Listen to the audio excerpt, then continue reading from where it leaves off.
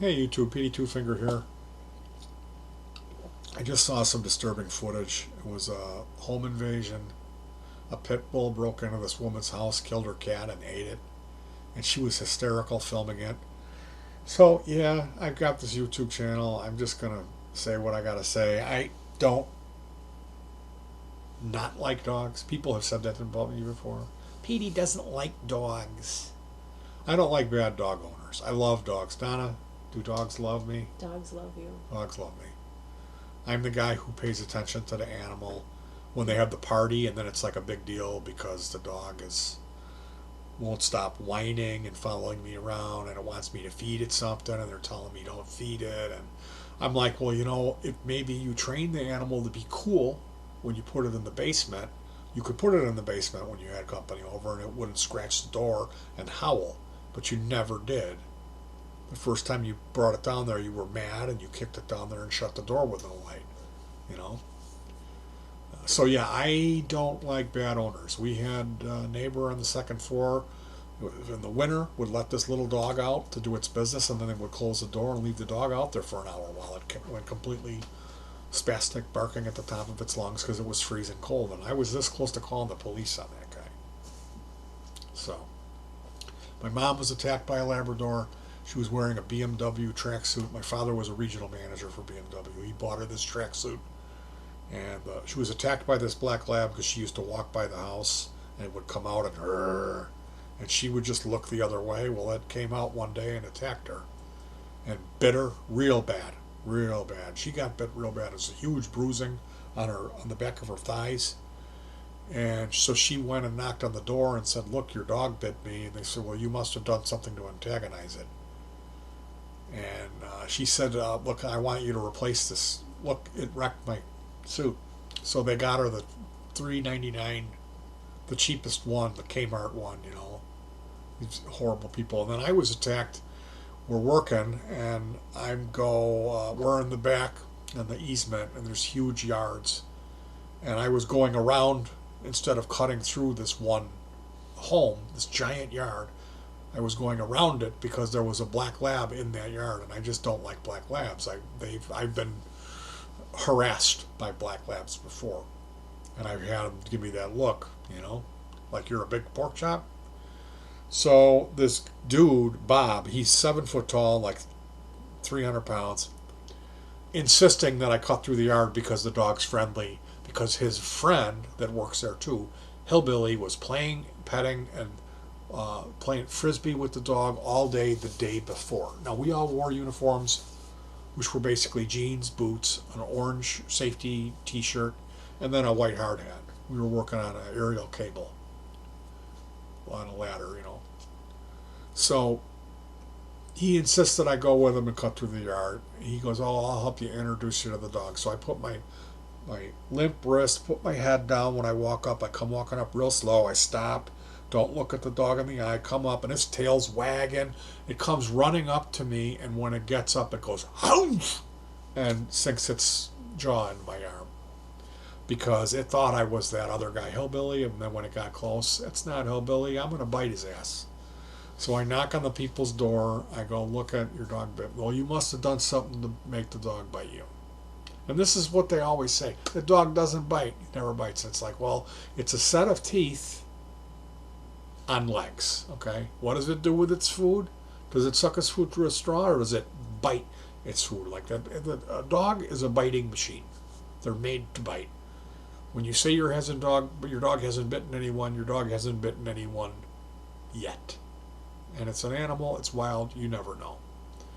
So they were very rude to me. You had to have done something, and I said, "Well, I'm here because I needed to ask you if your dog's up to date on its shots." "Oh yeah."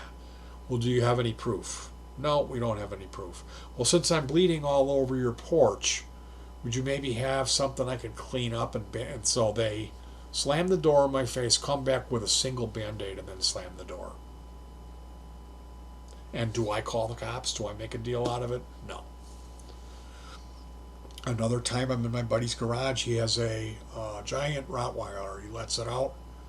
It comes in the garage. I'm sitting still, not saying a word, sitting on a stool. I don't even open my mouth, and the dog goes Roof, and just goes bananas, knocks the stool over. I start running. The owner's laughing, telling it, stop, stop, calm down, stop running. And I'm running. It's clawing me. Its paws are like my fists with these like razor sharp claws. And I've got shorts and a t-shirt, and it's just tearing me up. This dog is just, and he was, oh, I'm sorry, it never did that, you know. So, yeah, I know what it's like to be attacked by a dog, and it's not good. Once you've been attacked by him, kind of you start looking at him a little different. And I'm here to stay looking at these. I'm here to say looking at these statistics about these animals. Something needs to be done. You should have to have a license, like they're an exotic pet, and they should check up. Like, you know, do you live in the hood? You're on the third floor of some building and there's no yard. Well, maybe you're not the best candidate for an animal that weighs 185 pounds. You know what I mean? You should, if it's bigger than a cat, you need to have a yard, like a sizable yard, or access to a dog park. And you need to be able to show that thing enough attention and love, so it's not locked in this little thing, all freaking out, all full of anxiety, barking all the time. Because the barking is a huge problem. It's a huge problem. And I get it. People, they want a gun, they want a dog to protect themselves. It's a woman that lives there. They think they need something, so they end up getting some big dog, and then the thing is tearing up their house every time they leave, or it's barking uncontrollably. So we need to just see more responsibility when it comes to dog ownership. And when it comes to these animals that are up at the top of the statistics for doing all the attacks, that's a big problem. We need to rethink possibly population control through not euthanasia, but neutering and spaying them, and putting a license and requirements that you have to, you know, you have to have enough room for it for you to have some giant beast. We knew somebody that had a Great Dane in a tiny townhouse, and all the plaster was all coming off all the corners, and was holes in the walls from when it would freak out and just go nuts and start running around, you know, badoom, badoom, badoom, and then the paw would go through the wall. I mean, come on, people, come on. There was two pit bulls in shelters in July of this year, 2019, that escaped and killed 29 cats. This is a problem. This is a problem. 29 cats. So, if you want to look at me like I'm a hater and I don't like dogs, that's fine. But you're missing the point. I don't like the owners, because I would never get an animal like that if I lived in an apartment. Our old neighbor, he had a giant Rottweiler in a tiny 2-bedroom apartment. Now that dog was a sweetheart. He gave it so much love, and it was a sweetheart. And it passed away. It lived an unbelievably long life, and he went and got another puppy. So it's one of those things, you know. And like that guy, if I'm sure if they would have had a license and a checkup, he would have been able to pass it. He was a smart guy, and he loved the dog. He was a good owner. He took care of it. But there's a lot of people out there that they're getting these giant dogs, these killer dogs, as an accessory to have to a handgun. So, like something you would see in a hip hop video, where he's, you know, throwing the money at the girls. He's got the cars, and then he's got the leashes with all the badass dogs. That type of stuff. It's like, it's just not responsible, because we as a society, how we take care of our elderly, how we take care of our young, how we take care of our sick, how we take care of our pets. And Idiocracy is a movie, but it's also kind of a reality.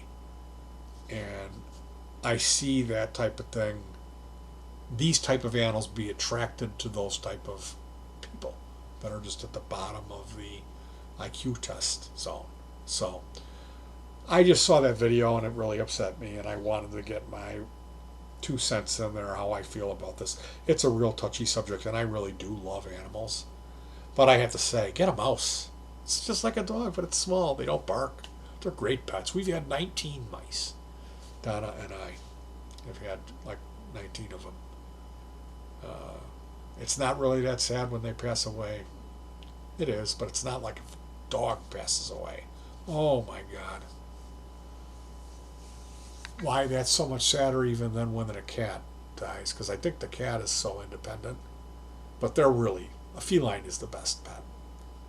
It's that perfect mixture of how independent they are, and how little you need to do to take care of them, and how they kind of act like they don't need you and they're above you and smarter than you. And then the right amount of intelligence and affection back for me to say. I mean, for me, it's the best pet by no contest. I would never get a dog, never. If we had a house and everything with a yard, and I was able to train it where it was okay to put it, I'd be able to figure out how to do it. You know what? I would. I'd get a dog. I would. It would be great to have one, but it's like we just don't have the room, so I'm not gonna put an animal in that position, you know. So let's be responsible even with our choices in pets. And if you got any stories about dog bites, dog attacks, I'd love to hear them. Let's just try to raise a little awareness and be good to each other and be good to our little buddies as well. All right, you guys. Peace.